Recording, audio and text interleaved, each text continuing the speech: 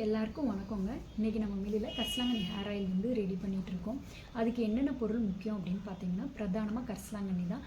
கரிசலாங்கண்ணி, பொன்னாங்கண்ணி, ஆவாரை, செம்பருத்தி, மருதாணி, கற்றாழை, நெல்லிக்காய், ஆவாரம்பூ, இதுதான் இதுக்கு பிரதானம். இதுக்கப்புறமா பார்த்திங்கன்னா தேங்காய் எண்ணெயோட நம்ம வந்து 100 ml விளக்கெண்ணெய், 1 லிட்டர் தேங்காய் எண்ணெய்க்கு 100 ml விளக்கெண்ணெய் வந்து ஆட் பண்ணி இந்த கீரைகள் எல்லாத்தையுமே வந்து அரைச்சி விழுதாக்கி சாராக பிழிஞ்சுக்கணும். இந்த சாரோட இந்த தேங்காய் எண்ணெயும் விளக்கெண்ணையும் சேர்த்து காய்ச்சி வடிகட்டி எடுத்துக்கணும். இதுதான் இதோட ப்ராசஸ்ஸு. முதையெல்லாம் பார்த்திங்கன்னா நம்ம மில்லில் வந்து 100 ml பாட்டில் வந்து போட்டுட்ருந்தோம். இதோட ரேட்டு பார்த்திங்கன்னா 170 ரூபா போட்டுட்ருந்தோம். இப்போ நிறைய பேர் கேட்குறதுனால 200 ml பாட்டிலும் இப்போ வந்து போடுறோம். இதோட ரேட்டு பார்த்திங்கன்னா 320 ரூபா. இன்னொன்று இதில் என்ன அப்படின்னு பார்த்திங்கன்னா, இளநரையாக இருக்கிறவங்களுக்கு வந்து இது வந்து நல்லா சப்போர்ட் பண்ணும். 35 வயசுக்கு மேலே வர்றது வந்து இளநரையில் சாராது.